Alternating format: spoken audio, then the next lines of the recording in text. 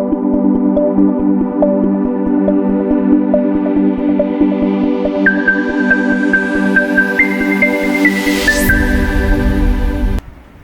Student, pharmaceutical organic chemistry 2 जिसका subject है BP4010 जो कि बेस्ड है कि TUP pharma second year semester 4 के सिलेबस पर। इसका 19th लेक्चर्स मैं आप लोगों के लिए लेकर आया हूँ। इसके पहले के जो लेक्चर्स हैं उसमें हम लोगों ने लेक्चर 11, लेक्चर 12 और लेक्चर 13 में जियोमेट्रिकल आइसोमेरिज्म में सिस्ट्रांस, इजेट और सिनेंटिक कॉन्फ़िगरेशन के बारे में स्टडी की। लेक्चर 14, 15 एंड 16 में हम लोगों ने कन्फर्मेशनल आइसोमेरिज्म पढ़ा, जिसमें हम लोगों ने इथेन एंड ब्यूटेन साइक्लोहेक्सेन के बारे में जाना। लेक्चर 17 में हम लोगों ने एट्रोप आइसोमेरिज्म किसे कहते हैं इसके बारे में स्टडी की। और लेक्चर 18 में हम लोगों ने पढ़ा स्टीरियो स्पेसिफिक रिएक्शन किसे कहते हैं। आज के लेक्चर्स में हम लोग जानेंगे स्टीरियो सिलेक्टिव रिएक्शन क्या होती है। Stereoselective reactions are those reactions in which one stereoisomer is formed predominantly or exclusively out of several possible stereoisomer। इसमें क्या होता है, जब एक से ज़्यादा स्टीरियोआइसोमर बनने की संभावना होती है और एक कंपाउंड ज़्यादा क्वांटिटी में बनता है, दूसरा कम क्वांटिटी में बनता है, तो ऐसे रिएक्शन को हम लोग स्टीरियो सिलेक्टिव रिएक्शन कहते हैं, क्योंकि इसमें सिलेक्शन हो जाता है, अदरवाइज रेशमिक मिक्सचर बनेगा। तो ये रही इसकी डिफिनेशन। जो इसकी प्रॉपर्टी होती है उसे हम लोग स्टीरियो सिलेक्टिविटी के नाम से जानते हैं। In such reaction one stereo isomer is formed more rapidly than other, यानी कि एक आइसोमर तेज़ी से बनता है और दूसरा स्लो बनता है। तो जिधर स्टेरिक हिंड्रेंस ज़्यादा होगा उधर वाला प्रोडक्ट स्लो बनेगा, और जिधर स्टेरिक हिंड्रेंस कम होगा उधर वाला प्रोडक्ट ज़्यादा बनेगा। दस one stereo isomer form in excess in the resulting mixture of the product. Example एक देखते हैं यहाँ पर मैंने बाईसाइक्लोहेप्टेन का एग्जाम्पल लिया है, जहाँ पर 2 ओन है। इसमें से पहले से 2 कायरल सेंटर प्रेजेंट है, ये आपका R सेंटर है, और दूसरे सेंटर पर 4th सेंटर पर S कॉन्फ़िगरेशन। ये बाईसाइक्लिक कंपाउंड है जिसका रेशियो 2:1 है, यानी कि जो 3 साइकिल हैं, एक साइकिल में आपके 2 कार्बन, दूसरी साइकिल में 2 कार्बन, और जो 3rd साइकिल में उसमें 1 कार्बन होता है। तो ये बाईसाइक्लिक कंपाउंड में 2:1 और टोटल कार्बन है 7। दिस इज अ हेप्टेन, और इसकी जो 2 पोजीशन है उस पर कीटोनिक ग्रुप लगा हुआ है। तो बाईसाइक्लोहेप्टेन 2:1 की सोडियम बोरोहाइड्रेट के साथ में रिएक्शन कराई जा रही है। जो सोडियम बोरोहाइड्रेट है ये एक रिड्यूसिंग एजेंट है। इससे ये जो हाइड्रोजन है ये निकल जाते हैं, जो क्या करते हैं, जो आपका कीटोनिक ग्रुप है इसके पाई बॉन्ड को ब्रेक करके दोनों तरफ एक एक H जुड़ जाता है। एक यहाँ पर H जुड़ता है और एक यहाँ पर H जुड़ता है। अब क्वेश्चन ये उठता है कि OH कैसे जुड़ेगा। तो इसके जुड़ने के 2 प्रोसेस हो सकते हैं, एक तो अप साइड से जुड़े और दूसरा डाउन साइड से जुड़े। क्योंकि अप साइड में यहाँ पर ये रिंग प्रेजेंट है, तो ऊपर स्टेरिक हिंड्रेंस ज़्यादा काम करता है, तो इधर से रिएक्शन आसानी से नहीं होती। नीचे से कोई भी Sesto group steric hindrance create नहीं कर रहा है, तो नीचे से रिएक्शन ज़्यादा पॉसिबल होती है। तो होता क्या है, जो हाइड्रोजन जुड़ता है वो OH को बैक साइड में नीचे की ओर लेकर चला जाता है, डाउन साइड में, जिससे क्या होता है यहाँ पे कायरल सेंटर जनरेट होता है, उसका कॉन्फ़िगरेशन ऐसा आता है। तो ये जो कंपाउंड है इसकी यील्ड अप्रॉक्स 86% है, तो मेजर कंपाउंड है। कुछ कंपाउंड दूसरा वाला भी बनता है जिसमें OH अप साइड में और कॉन्फ़िगरेशन R है, तो ये 14% बनता है और कम क्वांटिटी में होता है। तो इस प्रकार हम देख रहे हैं बाईसाइक्लोहेप्टेन 2-ओन का रिडक्शन करने पर सोडियम बोरोहाइड्रेट की प्रेजेंस में S कॉन्फ़िगरेशन का अल्कोहल ज़्यादा क्वांटिटी में बनता है और R कॉन्फ़िगरेशन का H कम क्वांटिटी में बनता है। बाईसाइक्लो 2:1 हेप्टेन 2-ओल ये प्रोडक्ट है जिसमें अब 3 कायरल सेंटर हो जाते हैं। For every stereoselective reaction, there is more than one mechanistic path by which reaction may proceed. जैसे पीछे देखा हमने दो प्रोडक्ट बन रहे हैं, तो इनका जो मैकेनिज्म होगी वो अलग अलग होगी। रिएक्शन में जो हाइड्रोजन आके जुड़ेगा सोडियम बोरोहाइड्रेट से, तो उसको जुड़ने का तरीका अलग अलग होगा, तो डिफरेंट पाथ में ये रिएक्शंस होती है। It is observed that the reaction proceeds either via the most favorable path for which rate of reaction is fast, kinetic control। तो जो रिएक्शन यहाँ पे होती हैं वो दो रास्ते चूज़ करती हैं। एक होता है कि हम जल्दी कैसे रिएक्शन को पूरी करेंगे, तो इसको हम लोग रेट ऑफ रिएक्शन फास्ट होना कहते हैं, और अदर साइंटिफिक टर्म में this is called kinetic control reaction, जहाँ पे रिएक्टिविटी मेन रोल प्ले करती है। दूसरा कंडीशन होता है कि हम स्टेबल कैसे बनेंगे, तो via the path the give the most stable stereoisomer, इसमें जो सबसे स्टेबल स्टीरियोआइसोमर है वो बनता है और मेजर प्रोडक्ट के फॉर्म में। तो ऐसी रिएक्शन को हम लोग थर्मोडायनेमिक कंट्रोल रिएक्शन के नाम से जानते हैं। The stereoselective reaction can be divided in 2 categories. तो स्टीरियोसेलेक्टिव रिएक्शन को हम 2 कैटेगरी में डिवाइड कर सकते हैं। One reaction is called enantioselective reaction या इनएंशियोसेलेक्टिविटी, और जो दूसरी रिएक्शन है उसको हम लोग डाई स्टीरियोसेलेक्टिव रिएक्शन या डाई स्टीरियोसेलेक्टिविटी कहते हैं। इनएंशियोसेलेक्टिव रिएक्शन की अगर हम लोग बात करें तो enantioselective reaction are defined as the reactions और process in which one of the enantiomer forms predominantly over the other. तो ये रिएक्शन अगर इन 2 इनएंशियोमर बन रहे हैं, उसमें से एक इनएंशियोमर ज़्यादा क्वांटिटी में बन रहा है, तो ऐसी रिएक्शन पे इनएंशियोसेलेक्टिव रिएक्शन कहा जाता है। This property is known as enantioselectivity. Inensioselectivity is achieved when a stereoselective reaction is performed in the presence of using a chiral environment, either a chiral substrate or a chiral reagent or a chiral catalyst or chiral solvent। जो कुछ reaction को अगर छोड़ दिया जाए तो maximum इनएंशियोसेलेक्टिव reaction कराने के लिए हमें बाहर से कुछ इन्फोर्समेंट देना पड़ता है, और वो इन्फॉर्मेंस कायरल फॉर्म में होता है। प्योर कायरल फॉर्म का कुछ भी हो सकता है, जैसे कायरल स्टार्टिंग मटेरियल हो सकता है, कायरल सबस्ट्रेट, या फिर कायरल रिएजेंट यूज करना पड़ सकता है, या फिर कायरल कैटलिस्ट यूज करेंगे, या फिर कायरल सॉल्वेंट लगाएंगे।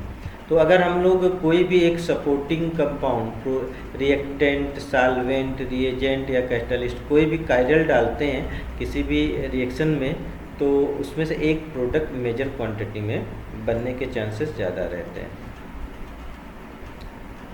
एग्जाम्पल देखते हैं यहाँ पे हम लोग, ये यहाँ पे लिया गया है ब्यूटाइल साइक्लोहेक्सेनोन, और जिसके 4th पोजीशन पे टर्चरी ब्यूटाइल ग्रुप जुड़ा हुआ साइक्लोहेक्सेनोन है, और ये 4th पोजीशन पर यहाँ पर टर्चरी 4 टर्चरी ब्यूटाइल रिंग जुड़ी हुई है।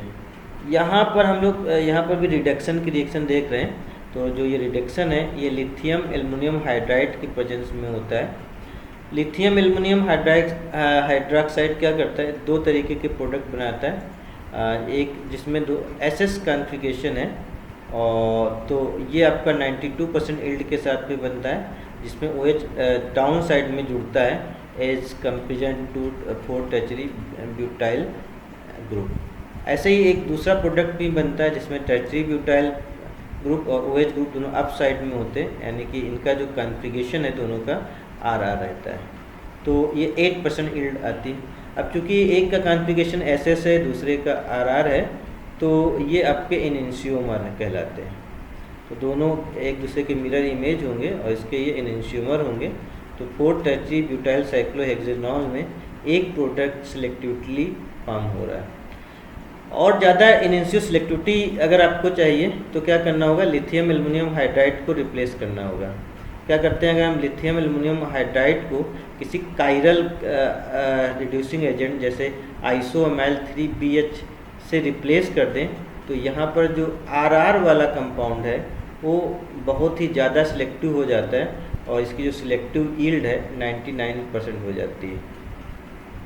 आइसोएमाइल देज यहाँ पर क्या होता है इनिशियो सिलेक्टिव रिएक्शन में जो ईल्ड निकल के आती है, चूँकि दो कंपाउंड बनते हैं, एक ज़्यादा क्वांटिटी में बनते हैं, एक कम क्वांटिटी में बनता है, तो उनको रिप्रेजेंट करने के लिए एक वर्ड यूज किया जाता है जिसे हम लोग इनिशियोमेरिक एक्सेस कहते हैं, और शॉर्ट फॉर्म में इसको ई से लिखा जाता है। It is a measurement of optical purity of a chiral substances formed in an asymmetric synthesis. It reflects the degree to which a mixture of enantiomer contain one enantiomer in greater amount than the other. तो main purpose यही है, ये दो चीज़ें बताता है। इसको measurement करने के लिए कई मेथड हैं, जिसमें से एक मेथड है ऑप्टिकल प्योरिटी निकाल करके उससे हम लोग फार्मूला लगा करके एनेंशियोमर एक्सेस निकाल सकते हैं। और दूसरा तरीका है हम निकाल सकते हैं इसको ईल्ड से। अगर ईल्ड में पता है दोनों एनेंशियोमर की, तो उस ईल्ड के बेसिस में एनेंशियोमेरिक एक्सेस निकाल सकते हैं। तो और तीसरा तरीका है अगर हमें परसेंटेज पता है तो इसका हम लोग एनेंशियोमेरिक एक्सेस निकाल सकते हैं। तो यहाँ पर जो थर्ड मेथड है मैं उसकी बात करूँगा। Racemic mixture has N E 0%। जो रेशमिक मिक्सचर होता है दोनों 50-50% होते हैं, तो उसका एनेंशियोमेरिक एक्सेस 0 निकलेगा, यानी कि दोनों 50-50 हैं, इससे दोनों आपस में माइनस होकर के 0 हो जाएंगे। While a single and pure enantiomer बनता है तब उसका जो एनेंशियोमेरिक एक्सेस है वो आपका 100% होगा। आ सैम्पल एग्जाम्पल 2 में अगर देखें तो वहाँ पर आप देख सकते हो जो एनेंशियोमर है वो एक 92% बन रहा है और दूसरा एनेंशियोमर बन रहा है 8%। तो इसका जो एनेंशियोमेरिक एक्सेस होगा वो 92 से 8 को माइनस करके ऑब्टेन्ड होगा और ये निकल के आएगा 84%।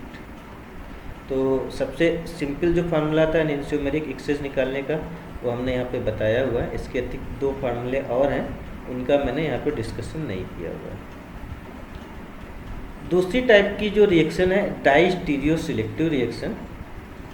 डाइस्टीरियो selective reactions are defined as the reactions और process in which one of the diastereomer forms predominantly or exclusively over the other. This property is known as distereoselectivity. Distereoselectivity is usually achieved though in the presence of steric hindrance. और इसमें भी हम लोग डाइस्टियोमेरिक access निकालते हैं DE, जैसे पीछे निकाला था। तो सिंपल सी बात है, अगर डाइस्टीरियोमर दो बन रहे हैं उसमें से एक डाइस्टीरियोमर ज़्यादा क्वांटिटी में बन रहा है तब उसको हम लोग डाइस्टियोसेलेक्टिव रिएक्शन कहते हैं। और यहाँ पर जो दोनों के परसेंटेज का डिफरेंट होगा तो डाइस्टियोमेरिक एक्सेस कहलाएगा। इसको शॉर्ट फॉर्म में हम लोग DE से रिप्रेजेंट करेंगे। It reflects the degree to which a mixture of diastereomer contain one diastereomer in greater amount than the other. Example की बात करें, हमने यहाँ पर फिर से रिडक्शन का एग्जाम्पल लिया हुआ है। यहाँ पर एल्कीन है आपकी, ये कंपाउंड है R1 मिथाइल 2 मिथाइलिन साइक्लोहेक्सीन। तो पहले से इसमें देखो कायरल सेंटर है और इसका हाइड्रोजन और प्लेटिनम की प्रेजेंस में रिडक्शन कराया गया और इसमें ऐड किया गया एसिटिक एसिड सॉल्वेंट की तरह। तो होता क्या है, ये जो कार्बीन होता है, कार्बीन पर रिएक्शन होती है। जो पहला वाला सेंटर है वो वैसे ही मेंटेन रहता है, ये आपका देख सकते हो आर कॉन्फ़िगरेशन यहाँ पे पहले से बना रहता है और यहाँ पर भी आर कॉन्फ़िगरेशन पहले से मेंटेन है, इसमें कोई चेंजिंग नहीं आती। दूसरी तरफ जब इस डबल बॉन्ड पे H2 का एडिशन होता है तो दो प्रोडक्ट बनते हैं, जिसमें एक में CH3 अप साइड में होता है और दूसरे में CH3 डाउन साइड में होता है।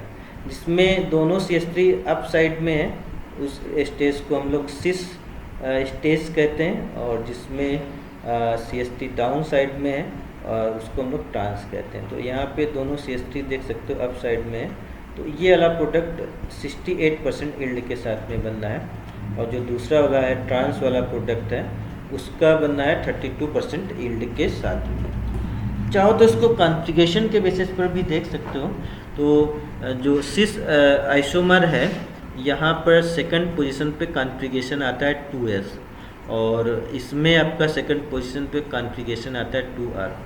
तो अब ये दोनों कंपाउंड आपस में एक दूसरे के इनिशियोमर नहीं है, ये हैं डाइस्ट्रियोमर। तो ये एक एग्जांपल है डाई स्ट्रियो सिलेक्टिव रिएक्शन का।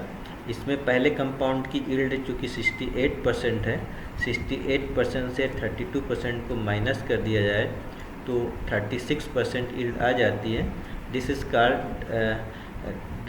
डाइस्ट्रियो सिलेक्टिव एक्सेस।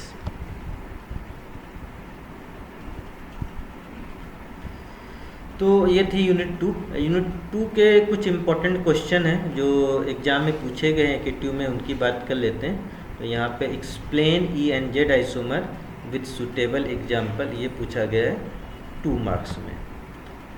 फिर ड्रा कन्फर्मर्स ऑफ इथेन, ये 2 मार्क्स में पूछा गया है। Next is what are stereo specific and stereo selective reaction, 2 marks में पूछा गया है। And next question is asked in 7 marks, discuss about stereoisomerism in biphenyl compound, यानी कि एट्रोप आइसोमेरिज्म के बारे में आपको डिस्कस करना है। One question again it is ask in 7 marks, stereo specific और स्टीरियो सिलेक्टिव रिएक्शन पर नोट्स लिखने हैं। तो दोनों रिएक्शन की डिफिनेशन और इनके एग्जाम्पल आपको दिखाने पड़ेंगे। फिर right about nomenclature and method of determination of geometrical isomerism with example, ये 10 मार्क्स में पूछा गया है, जिसमें जियोमेट्रिकल आइसोमेरिज्म के बारे में डिटेल में आपको लिखना पड़ेगा। तो ये था लेक्चर 19।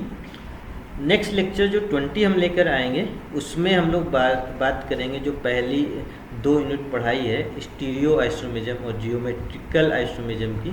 इसमें जो इम्पॉर्टेंट कुछ MCQ क्वेश्चन बनते हैं उनके बारे में हम लोग डिस्कस करेंगे। तो तब तक आपके जो पिछले लेक्चर्स हैं उनको आप लोग अच्छी तरह से रिवाइज़ करें, और अगर अभी तक आप लोगों ने चैनल को सब्सक्राइब नहीं किया है तो चैनल को सब्सक्राइब ज़रूर करें।